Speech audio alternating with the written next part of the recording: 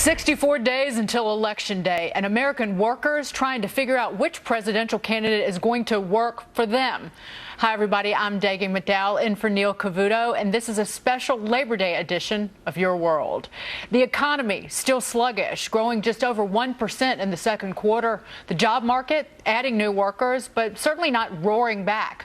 So does Trump or Clinton have the right plan to get us back on track? To Lisa Booth and Jamu Green. Lisa, to you first. What is your biggest concern here?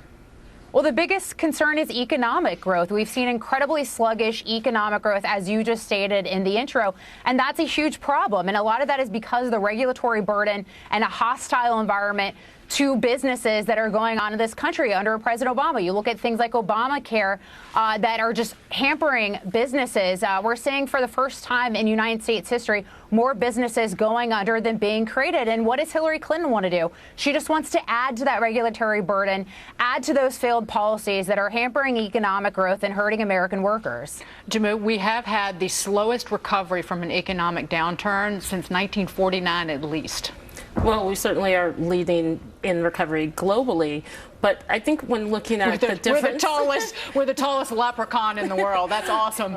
I think when looking at the difference between these two candidates, when you have independent analysts saying that Donald Trump's plan would literally cut 3.5 million jobs from the economy and Hillary Clinton's plan would add 10 million jobs in her first term. When Donald Trump's plan is being savaged by economists, none of the economic advisors for the last 50 years to presidents in this country will support Donald Trump. That is a serious issue to put our economy in the hands of someone who won't even show us how he has built his businesses and handled his finances, who won't show us what he's hiding. Bernie Sanders, by the way, campaigning with Hillary Clinton today. But Lisa, to that point, I've read all of this analysis from economists, and they factor in everything that Donald Trump has said on the campaign trail in more than a year, a lot of which, like the tariffs on imported goods from China, for example, he has backed away from. Well, Dagan, Donald Trump's the only one that's put forward pro-growth policies, and you don't need, things like Moody's analysis for hardworking Americans to understand that they're suffering right now, and they're suffering because of President Obama's failed policies. Look, the average American has not seen a pay increase under President Obama. We see the middle class is on the decline. As I mentioned before, more small businesses going under than being created, and that's because of the regulatory burden of President Obama. As you mentioned earlier, we have the worst economic recovery since the Great Depression, and President Obama is going to go down as one of the worst presidents in terms of economic growth.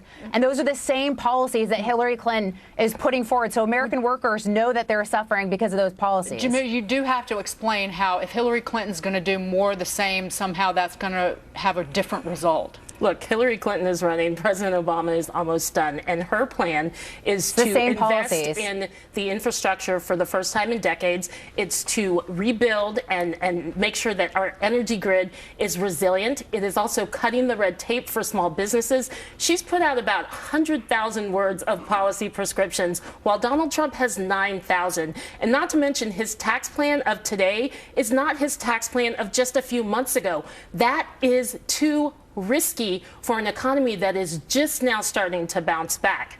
It is. But Dagan, go ahead, Lisa. But Dagan, what Jamu's talking about is the same failed policies that we saw of the stimulus. What that cost the country $4 million per job. That was not an economic recovery. That did not set the economy off strong. All it did was add to the national debt. Those are the same. It's the same tired and failed policies that we're seeing under President Obama. And the reason I mention that is because she doesn't have any new ideas. She wants to continue those same failed policies that we've already seen not work. One of her new ideas is broadband in every household by 2020. I'm not even sure Donald Trump knows what broadband is. She promised that because she knows that they can't execute it, Jamu. Even people who are in this business can't figure out how she's going to pay for it and how it's actually going to be executed. Just like when we had 75% of this country not have access to electricity, we are able to figure it out. What about the 102 million Americans that are out of the workforce? Look at your smartphone. Every single bit of technology and innovation has come from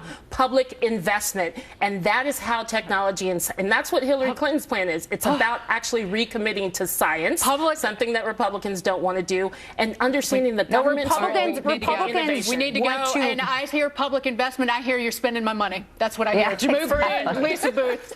Thank you so much. Dagan. Meantime, both candidates and all of Wall Street marking September 21st on their calendars. That's when the Federal Reserve is making its next decision on interest rates. Some at the Fed hinting a hike could be coming this month, and stocks could be in for a shock. They've been rocking so far this year, so are we in for a September surprise? Let's ask Danielle DiMartino Booth, Scott Chelledy, and Jonas Max Ferris. Scott, to you first. Do they pull the trigger in September?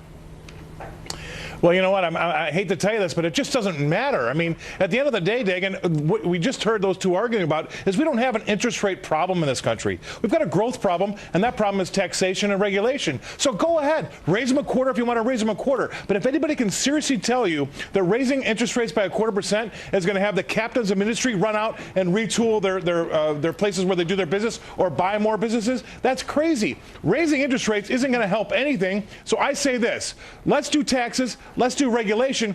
Interest rates don't mean anything right now because, as we've seen, it just doesn't work. We've got full employment or close to full employment, and we can only get a 1% GDP. The engine is broken.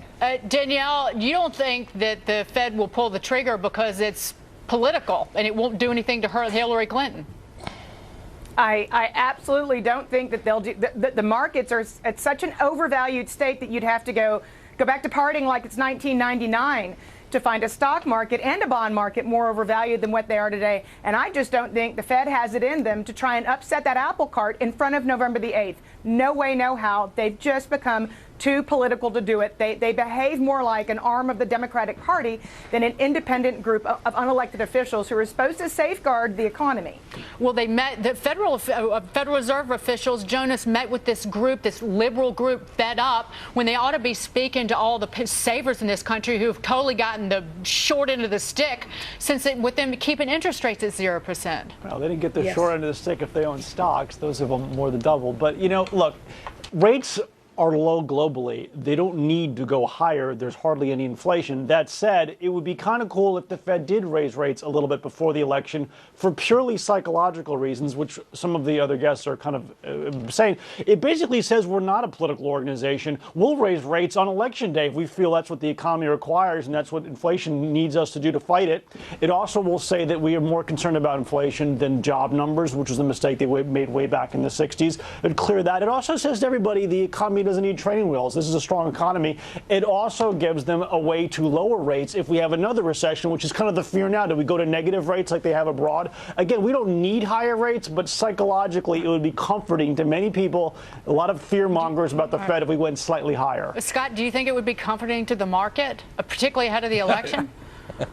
No, I don't, number one. And number two is that it's kind of like driving your car down the road and your engine starts on fire. We pull over and we check the air in the tires. That's what's happening with the Fed. That's what's happening to our economy. We're not addressing the real issue of growth. We continue to address the issue of pump things up until we're worried about taking the value out of them. That's the real problem. So he's right. I don't think they can raise interest rates because they're going to have this. All the moms and pops that have been out that risk curve that have been 90% invested in stocks are going to get hurt. So we're in a problem and they're stuck and there's no way out. Danielle, I don't think anybody at the Fed would know an air pressure gauge if it hit them in the face, but no, I truly don't. And, you know, if you look back at history, and the only history that we can look back to is back to 1990 in terms of Fed statements. If you look back to 1990, the Fed has raised interest rates one time, exactly one time, within 2 months of an election, and that was when the economy was booming. I just don't see it happening. Thank you all, Danielle, Scott, and Jonas Max Ferris. Thanks so much. Happy Labor Day. To the latest checkup.